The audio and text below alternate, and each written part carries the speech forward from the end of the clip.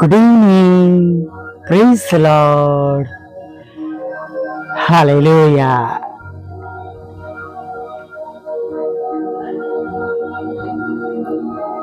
સાદની સલામ. પ્રભુ ઈસુ તમને આશીર્વાદ આપો. હાલેલુયા.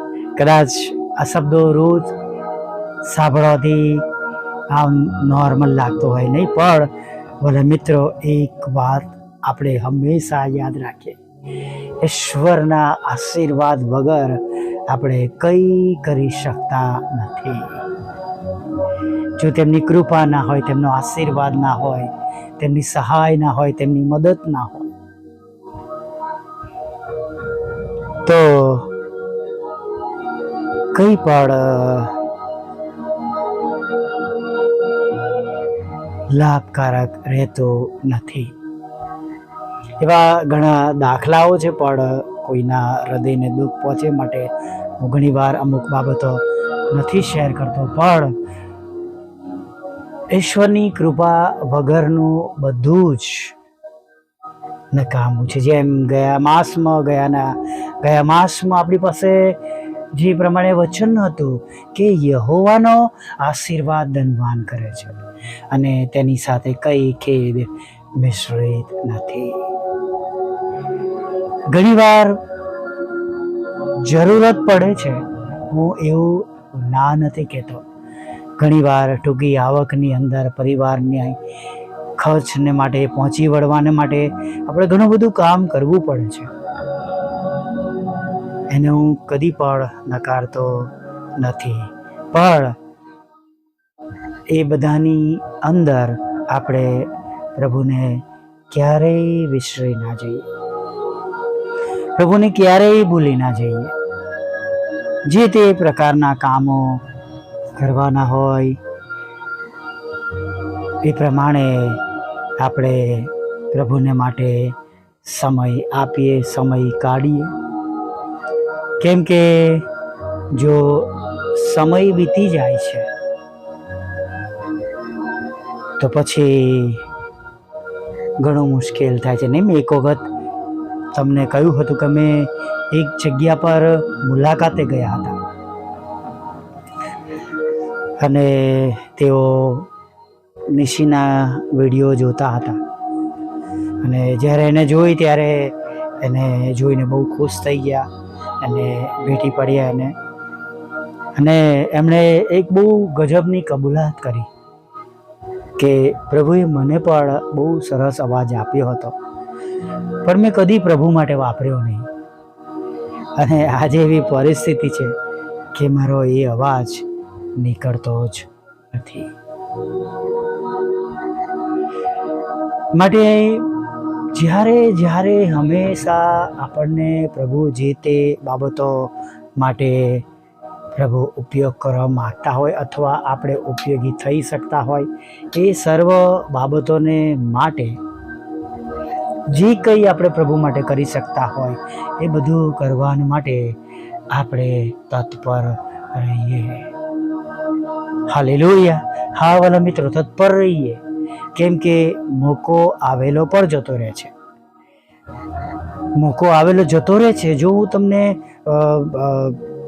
એ વધસ્તંભ પરની વાત કરું, ગલગથાના ટેકરી પર 3 વધસ્તંભ હતા, નહીં? તમે અને હું જાણીએ છીએ. બધા ઠઠા મસ્કરી કરતા હતા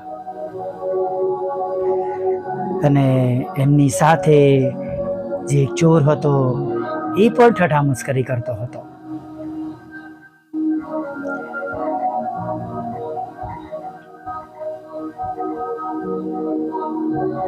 પેલો બીજો ચોર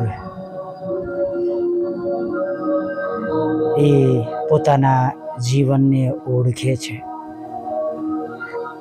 અને એ વધસ્તંભ પર એ વેદનામાં પણ એને યાદ આવે છે કે મેં ખરાબ કામો કર્યા છે. ક્યાંકથી આપણે જાણતા નથી, એવું બહુ ખુલાસો નથી, પણ એને ખ્યાલ છે કે આ માણસ નિર્દોષ છે. જે પણ રીતે એની પાસે એ બાબતો આવી હશે, પણ એ બીજા ચોરને ધમકાવે છે.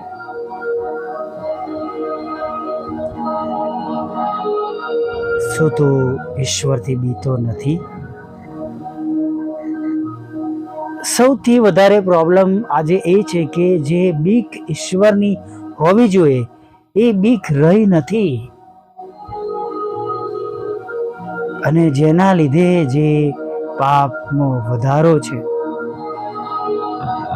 ઈશ્વરનો ભય જ્ઞાન વધારે છે નહીં. આપણે વાંચીએ છીએ અને જાણે એ બીક એના હૃદયમાં જાગે છે અને એ પ્રભુને યાચના કરે છે નહીં.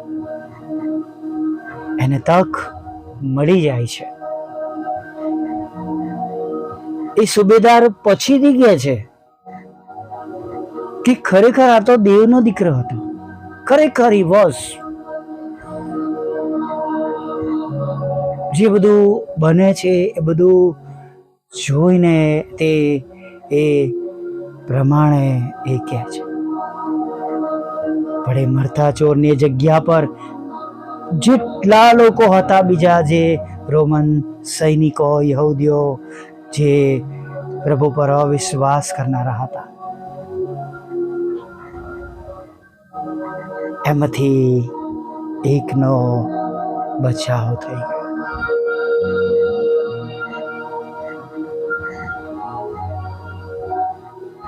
આપણા જીવનમાં ગમે તે કામ કરતા હોય, આપણે વ્યસ્ત હોય, કમાવા માટે પણ આપણે મહેનત કરવી પડતી હોય, પણ બધામાં આપણે ઈશ્વરનો ભય અને બીક આપણે રાખીએ. ઘણીવાર નાની નાની લાલચો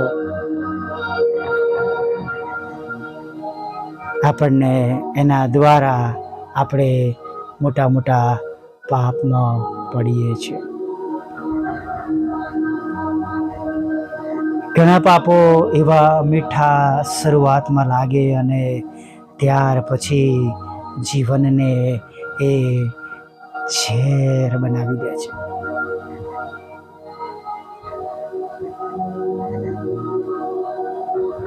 ઘણી બધી વખત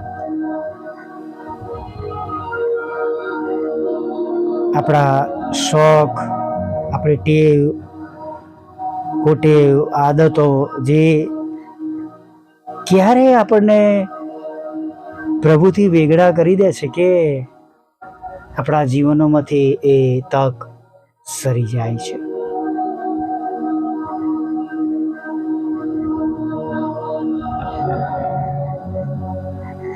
અંતના સમયોમાં છે, હજી ગ્રેસ પીરિયડ છે, કૃપાનો વખત છે, સમય છે.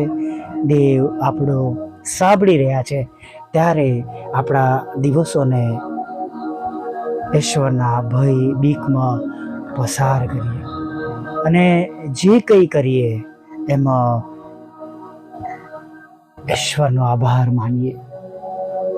કેમ કે તેમના જ્ઞાન, બુદ્ધિ, ડાપણ, તેમની શક્તિ વગર, તેમના સામર્થ્ય વગર આપણે બધા જ અધૂરા છે. બળથી કામ કરીને થાકી જઈશું, પણ પ્રભુના સામર્થ્યથી આપણે ઘણું બધું કરી શકીશું. Praise the lord. હાલેલુયા. આવી નાની પ્રાર્થના સાથે સાંજના સમયમાં આગળ વધીએ.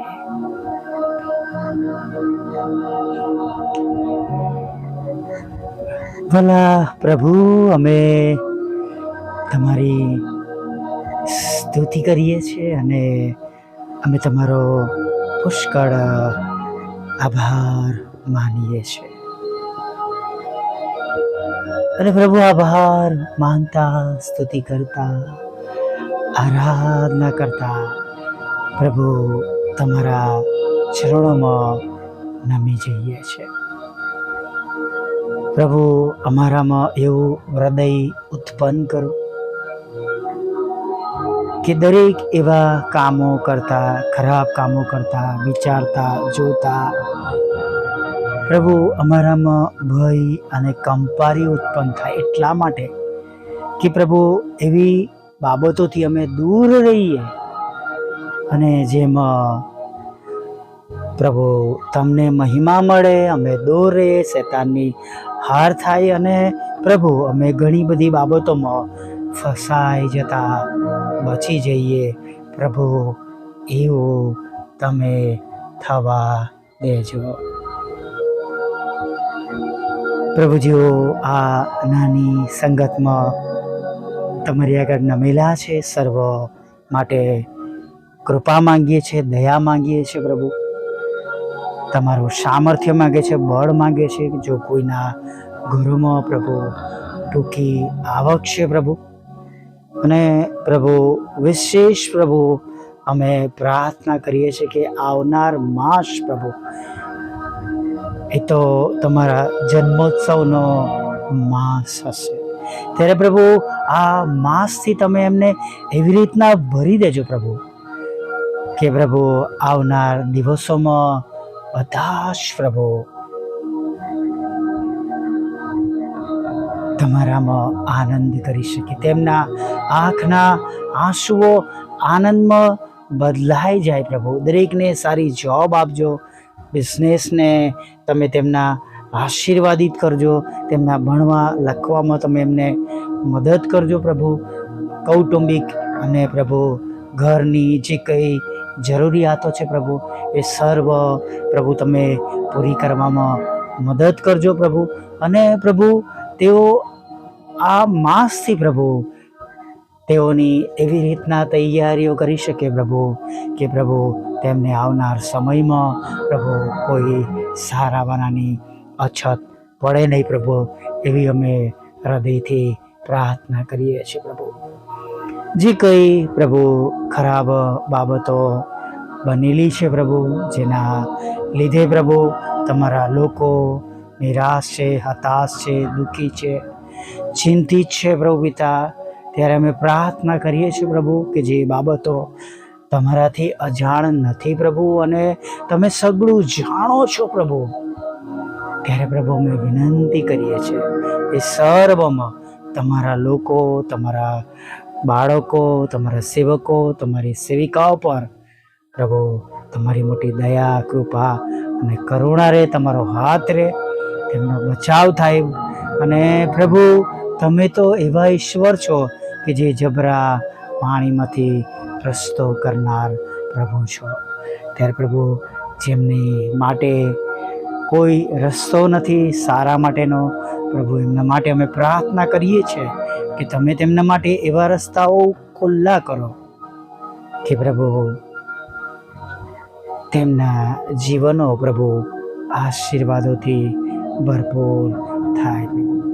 હા પ્રભુ, જ્યારે અમે અત્યારે તમારી આગળ નમ્યા છે ત્યારે ઘણા બધા લોકો પ્રભુ આ સંગતમાં સાંભળી રહ્યા છે, ત્યારે તેમના ઘરોની મુલાકાત લો, તેમના ઘરનો કંટ્રોલ તમે લો પ્રભુ. તમારો પવિત્ર પ્રકાશ પાડો, તમારો મુખ તેમના પર ઉઠાવો, તેમના હૃદયની ઈચ્છા પૂરી કરો અને તમારી પવિત્ર હાજરીમાં સર્વ અમંગળ બાબતો, દુઃખ, હતાશા, નિરાશા, ઉદાસીનતા બળીને ભસ્મ થાય પ્રભુ, એવી પ્રાર્થના કરીએ છીએ પ્રભુ. એ ઘર પ્રભુ જ્યાં કંઈ આ સંભળાઈ રહ્યું છે પ્રભુ, એ ઘર પ્રભુ પહાડ પર વસાવેલું નગર સમાન બની જાય પ્રભુ પિતા, અને પ્રભુ ઘણા બધા લોકોને માટે આશીર્વાદ રૂપ, સાક્ષી રૂપ બની જાય પ્રભુ, એવી પ્રાર્થના કરીએ છીએ પ્રભુ. અત્યારે જ્યારે પ્રભુ અમે તમારી સમક્ષ નમ્યા છે ત્યારે વિનંતી કરીએ છીએ પ્રભુ કે કૃપા કરીને દયા કરો પ્રભુ પિતા. જેઓ ઉદાસ છે, નિરાશ છે અને માંદા છે પ્રભુ, હોસ્પિટલમાં છે, જુદા જુદા રોગોનું નિદાન થયું છે પ્રભુ, ઘણા નામો છે રોગના, પણ પ્રભુ અમે વિનંતી કરીએ છીએ 39 ફટકામાં તેમને સાજાપણું મળે, એવી પ્રાર્થના કરી છે. સર્વ પ્રકારના લડાઈ ઝઘડા, કોર્ટ કેસ, FIR, ખોટા તોમતો અને પ્રભુ ઘણી બધી એવી બાબતો તમે દૂર કરજો પ્રભુ પિતા. પ્રભુજી, તમારી સેવિકાનું ખેતર પ્રભુ જેમાં અનીતિથી નામો ઉમેરવામાં આવે છે એમાંથી તમે એમનો બચાવ કરો પ્રભુ, અને તમારા જન્મના વર્ષમાં અમે એમાં છુટકારો જોઈ શકીએ, પ્રાપ્ત કરી શકીએ એવું તમે થવા દેજો પ્રભુ. મકાન વેચાય, પ્લોટ વેચાય પ્રભુ, અને પ્રભુ લોન મળે, નાણાંનો આશીર્વાદ મળે પ્રભુ પિતા. વિદેશ જવાના માટેના રસ્તાઓ ખુલ્લા થાય, લગ્નનો આશીર્વાદ મળે, બાળકધનનો આશીર્વાદ મળે, જોબ ને બિઝનેસ પણ આશીર્વાદિત થાય એવું તમે થવા દેજો પ્રભુ. વિધુરો, વિધવા બહેનો, અનાથોની સાથે રહો, મનબુદ્ધિ લોકો, માનસિક રોગીઓ અને વિકલાંગોની પણ તમે સાથે રહો. દરેક સેવક અને સેવિકાઓની સેવાઓને તમે આશીર્વાદિત કરજો અને તેમના ઘરનું ભરણ પોષણ કરજો. અમારી પણ સેવાનું ભરણ પોષણ કરજો પ્રભુ પિતા. અને પ્રભુ જે વાનાઓ, જે બાબતો તમારે આગળ રજૂ કરી છે એ અમે પ્રાપ્ત કરી શકીએ પ્રભુ પિતા. નેહેમ્યાની જેમ પ્રાર્થના સાંભળજો, યોબેસની જેમ, અને પરમેશ્વર હિજકિયા રાજાની જેમ, અને હાન્નાની જેમ પ્રભુ અમારી મિનિસ્ટ્રી માટે પણ બધી જ પ્રાર્થનાઓ તમે સાંભળજો પ્રભુ. રાત્રિમાં મીઠી નિંદ્રા આપજો, પાપોની ક્ષમા કરજો, ખોરાક વસ્તુઓને પણ આપજો, અને સવારમાં તમારું ભજન કરીને તેડી લાવો માગતા પ્રભુ ઈસુમાં આ સાંભળો દેવ બાપ માન્ય કરજો. આમીન, આમીન, આમીન.